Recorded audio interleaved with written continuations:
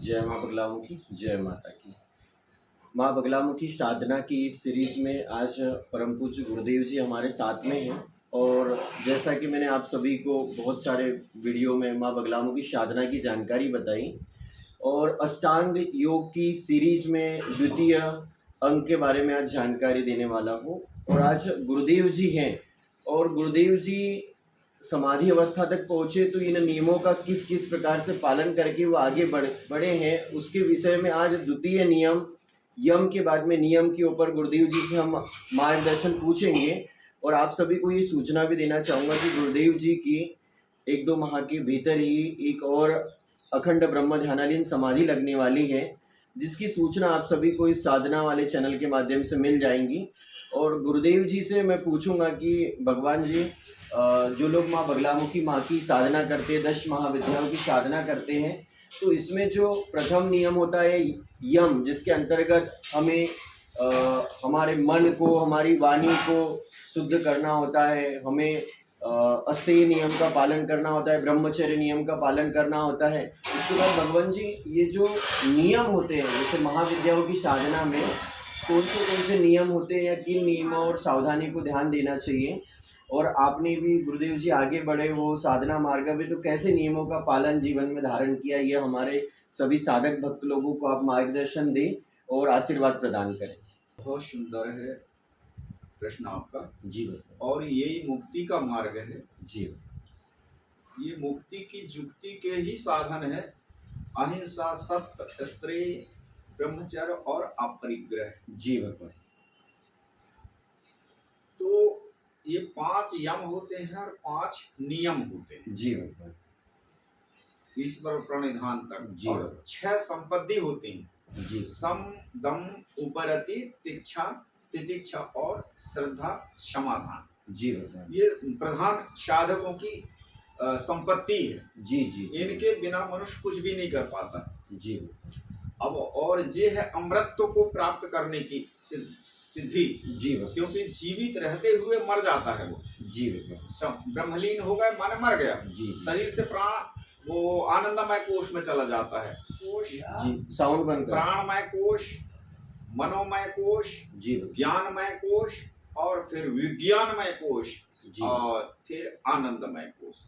तो जो हमारा ध्येय प्रबल होता है, चाहे ब्रह्मा, विष्णु, शंकर, चाहे 10 महाविद्या, किसी की भी आप साधना कर रहे हैं, तो सबकी गुरु परंपरा के आधार पर सबका साधन मार्ग अलग अलग है। जी भगवान। अब अपने गुरु परंपरा के आधार पर जी आपने शास्त्रों के आधार पर गुरु ने जो मार्ग बता दिया उसी मार्ग को हम नियम, जी भगवान, है ना। तो सबसे पहले हमको ये यम, नियम, आसन, प्राणायाम, प्रत्याहार, धारणा, ध्यान, समाधि, ये अष्टांग योग में सब आ जाते हैं। जी भगवान। तो ये जीता मर के फिर जी जाओ, तो वो अभी जिंदा जीवित हैं, जी जगत में हैं, हम जीव हैं, हम जीव से जब ब्रह्म की ओर जाते हैं वो आनंदमय कोश में, जी तो ये शरीर हमारे लिए मर चुका। जी अब ये शरीर हमारे लिए मर चुका और फिर जीवित हो ब्रह्म के पास से आते हैं तो करंटेड होकर के आते। जी जी ऊर्जा। हाँ माने वो हम परमात्मा के नेटवर्क में चले गए, संसार के नेटवर्क से खत्म हुए, इनके संपर्क से दूर हुए तो परमात्मा के नेटवर्क में चले जाते हैं। जी जब परमात्मा के नेटवर्क में जाते हैं तो हमारी आत्मा जो है ध्यान के द्वारा परमात्मा के पास बैठ करके वो भी ऊर्जावान हो जाती है। जी इसे हमारे वैदिक शब्द में उपासना कहा गया है। जी हम दिन भर 24 घंटा 8 दिन ये अन्न नहीं खाते हैं, उसको उपासना नहीं कहते हैं। जी उप माने छोटा होता है, जैसे प्रधानमंत्री, उप प्रधानमंत्री, राष्ट्रपति, उप राष्ट्रपति, है ना, मुख्यमंत्री, उप मुख्यमंत्री। यहाँ अपने ग्राम में देख लो कि सरपंच और उप सरपंच। जी तो जैसे राष्ट्रपति के अनुपस्थिति में उपराष्ट्रपति कार्य कर सकता है, इसी प्रकार यहाँ पे परमात्मा की अनुपस्थिति, हालांकि परमात्मा की अनुपस्थिति तो है नहीं है, फिर भी वो अपने हमारे हृदय सोना आसन, सहज सोना सिंहासन, भाव सोना सेज और भक्ति सोना गहरा। भक्ति की गहराई में यदि हम नहीं तो हमारे सेज से वो उड़ जाता है। जी इसीलिए तो परमात्मा की अन्य उपस्थिति में ये आत्मा भी वही काम कर सकती है, और जो काम परमात्मा नहीं कर सकती वो ये आत्मा कर लेती, जी कर लेता है। यहाँ से फिर आगे जब योग में चला जाता है तो अपने इच्छा से ही मृत्यु नहीं होती, अपनी इच्छा से शरीर त्याग करके जो लोग को भी जाना चाहे जा सकता है। नियम का मतलब होता है कि जो हमने दैनंदिनी जी इतने टाइम हमको सोना है, जी माने ये रात्रिचर्या हो गई जी, और इतने टाइम हमको उठना है चाहे कितना ही जी हो जाए, और इतने टाइम में हम नित्य कर्म से निवृत्त होकर के हमारे साधन भजन में लगना है जी। ये नियम है, ये साधक के नियम खत्म नहीं होना चाहिए जी। वो नियम बन गए तो फिर वो माने दैविक शक्ति जो है ना वो उतना ही टाइम आती है, वरदान देने के भी उतना ही टाइम आते हैं जी। तो इसलिए हमारे नियम जी वो प्रमाद के कारण से व्यर्थ नहीं जमाने देना चाहिए। तो नियम सबसे पक्का चीज बस, जब इसलिए हम के बाद में नियम है जी। तो ये नियम को नहीं भूलना चाहिए। इतने टाइम पूजन करना है, इतने टाइम हवन करना है, इतने टाइम ध्यान करना है जी जी, है ना, इतने टाइम चिंतन करना है जी। तो जैसे पढ़ाई किस लिए बताया गया कि मनुष्य को सप्लीमेंट्री मिलती है, फेल होते हैं जी जी जी स्कूल कॉलेजों में, इसका कारण ये है कि जो हमारे वैदिक परंपरा है, जो गुरुकुल में पढ़ाई लिखाई जाती थी जी, कि हमको स्कूल में गए तो वहाँ हम अपने मॉनिटर के द्वारा, किताब के द्वारा, मास्टर के द्वारा हमने जो पढ़ा और मॉनिटर बन के हम अपने क्लास के पाठकों को समझाना, ये हो गया पठन पाठन जी। इसके बाद फिर हम वहाँ से घर आते हैं तो शाम को हम भोजन प्रसादी करके या उसके पहले नित्य कर्म से निवृत्त हो करके उसका मनन करें कि हमने क्या क्या पढ़ा रे भाई जी, और क्या पढ़ाया हमको, और हमको कैसी परीक्षा देना है जी जी, ये सब कह करके और फिर विश्राम कर लो भगवान का नाम ले करके जी। और जब फिर 4 बजे रात को अपन उठे तो फिर उस टाइम पे होता है चिंतन जी, पठन पाठन चिंतन वो मनन और चिंतन, ये 4 चीज कर ली तो कभी फेल नहीं होगा तुम जिंदगी में, क्योंकि वो यहाँ पे हमारे कंप्यूटर में फिट हो जाएगा जी। ये जितनी भी 24 घंटे की क्रियाएं हैं हमारे वो कंप्यूटर में फिट हो जाएगा। कंप्यूटर भी हमारे अंदर है, ऐसी कोई टेलीफोन भी हमारे अंदर है, मोबाइल भी हमारे अंदर, जितनी चीज हम दिख रहे हैं दुनिया में और जो हम बना रहे हैं जो हमारे अंदर नहीं वो हम बना ही नहीं सकते उसको जी जी जी। और भगवान भी हमारे अंदर है जी, तो हम भगवान को सामने प्रकट कर लेते हैं, कर लेते जैसे भाव होते हैं वैसे भगवान प्रकट हो जाते। तो इसी प्रकार ये नियम परिपालन होना बहुत जरूरी है, चाहे संत परंपरा के गुरु के हम शिष्य बन के कर्मचारी हैं या सरकारी कर्मचारी हैं। यदि सरकारी कर्मचारी भी यदि अपने नियम से स्कूल में, डॉक्टर है तो हॉस्पिटल में, मान कोई भी कर्मचारी अपने नियम का उल्लंघन कर देगा तो उसको सस्पेंड कर दे जी जी, पेमेंट कट जाएगी। इसी प्रकार हमने नियमों का उल्लंघन किए तो हमारी वो साधन भक्ति को कटौती हो जाती। 3 कर्ता देवता हैं, ब्रह्मा विष्णु और शंकर जी। ये सर्जन अर्जन और विसर्जन का काम करते हैं। जैसे अपने अभी गणेश जी की मूर्ति बनाए, गणेश जी की मूर्ति बनाए, फिर वो उसकी पूजन पाठ श्रृंगार से ये करेंगे और माने उनको पंचोपचार से षोडशोपचार से उनकी पूजा करके निवेद्य इत्यादि समर्पित करते हैं। अब वो उनका बनाए फिर लालन बनाए वहां तक ब्रह्मा जी, सजाए माने ये काम विष्णु का हो गया, और विसर्जन माने ये काम हो गया शंकर का। इसी प्रकार सर्जन अर्जन और विसर्जन ये तीनों काम वही रूप धारण करके करते हैं ब्रह्मा विष्णु और शंकर जी। तो हम ब्रह्मा जी की उपासना करेंगे तो ब्रह्मा जी का लोक नहीं मिलेगा तुमको, ब्रह्मा जी वरदान दे देंगे और उसकी पूर्ति भगवान विष्णु करते हैं जी, शंकर जी करते हैं। अब शंकर जी के यदि आप भक्त बनते हैं तो जिस सबसे आखिरी लोक है सत्य लोक जी। वेद और पुराणों में केवल स्वर्ग की ही व्याख्या की जाती जी जी जी, जबकि 7 स्वर्ग हैं जी।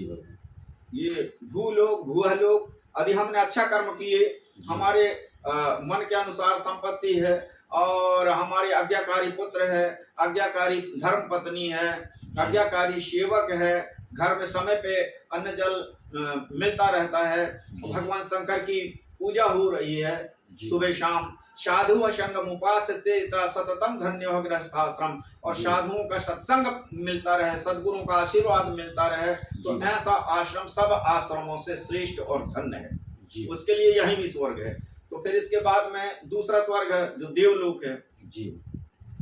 तो जैसे कि फिर भगवान का लोक अलग है, देवलोक अलग है। जैसे उदाहरण के लिए भगवान के पिता महाराजा दशरथ जी शरीर त्यागे थे, तो इनको माने वैकुंठ धाम, वैकुंठ लोक नहीं मिला जी, क्योंकि इन्हें अंतिम समय जो चिंतन करते हुए जाता है जी, तो उसको वही लोक मिलता है। पुण्य अधिक हो गए तो तेत भुक्त्वा स्वर्ग लोक विशालम शुणे पुण्य मृत लोक विशंति, पुण्य के प्रभाव से भी स्वर्ग तक जा सकते हैं। तो इनका पुण्य था, ब्रह्म का चिंतन खत्म हो गया था, इसलिए इनको देवलोक मिला था। और गीध ने जो है भगवान के गोद में बैठ करके और उन ब्रह्म परमात्मा का चिंतन करते हुए शरीर त्यागा था। तो भगवान ने खुद ही कह दिया था कि तन तज तात जाहु मम धामा और देहु काहु तुम पूर्ण काम, तुम तो स्वयं पूर्ण काम हो जी जी। इसलिए गीध देह तज धर हरि रूप, भगवान बन गया। उन्होंने कहा कि भगवान मैं एक बूढ़ा गीध हूँ, षड़ महांश का आहार करने वाला, और देवता लोग तो वहां पे एक से एक श्रेष्ठ हैं, दिव्य स्वरूप है इनका, दिव्य भोगों को भोग रहे हैं। मैं बूढ़ा गीध को कौन बैठने देगा वहां जी। तो भगवान ने कहा नहीं, ये राम राघव तुमको अपना धाम दे रहा है तो अपना रूप भी दे रहा, जाओ जी, कोई मने नहीं कर गया आपको। गीध देह तज धर हरि रूपा, भूषण बहु पट पीति अनुपा जी। तो भगवान ही बन गया जी। जैसे श्रीमद् भागवत में आता है कि धुनकारी ने जब श्रीमद् भागवत की कथा सुनी तो वो भी भगवान बन गया जी, और कह दिया कि धन्य भागवती वार्ता प्रेत पीड़ा विनाशिनी, सप्ताहोपी तथा धन्य कृष्ण लोक कल प्रदा। वाह वाह, धन्य भागवत की कथा, उसको मैं प्रणाम करता हूँ। ये महान प्रेत रूपी पीड़ा को मिटाने वाली है। संसार के प्रपंच से जो नरकगामी भी हो गया तो उसको स्वर्गगामी बनाने वाली भागवत की कथा धन्य है। इसका सप्ताह पारायण भी धन्य है जी।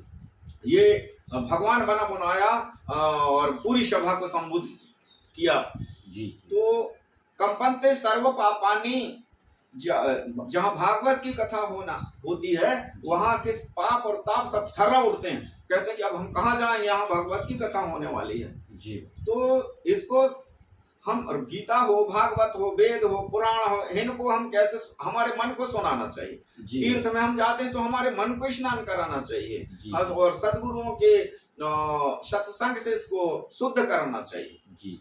तो जब ये भीतर बाहर की शुद्धि हो जाएगी, तुम्हारा मन निर्मल हो जाएगा, तो फिर भगवान तुम नहीं ढूंढ, भगवान तुमको ढूंढते हुए आ जाएगा। कबीरा मन निर्मल भया जैसे गंगा नीर, तो पाछे पाछे हरि फिरे कहत कबीर कबीर, वो तुम्हारे पास में आ जाएगा।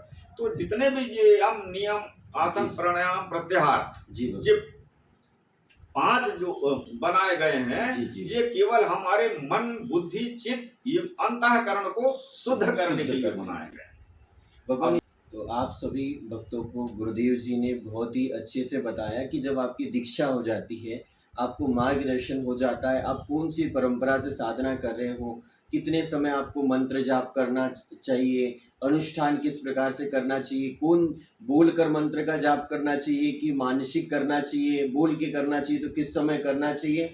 और अगर आप इस संबंध में और भी विस्तृत जानकारी चाहते हो, अगर आप 10 महाविद्याओं में किसी एक महाविद्या की दीक्षा लेना चाहते हो, हनुमान जी की दीक्षा लेना चाहते हो, आप गुरुदेव जी का नाम भी यूट्यूब पे सर्च कर सकते हो। और आश्रम है मानव कल्याण सेवा आश्रम सिवनी में, गुरुदेव जी के आश्रम पहुंचकर आप दीक्षा लेकर भी अपने आप को कृतार्थ कर सकते हो।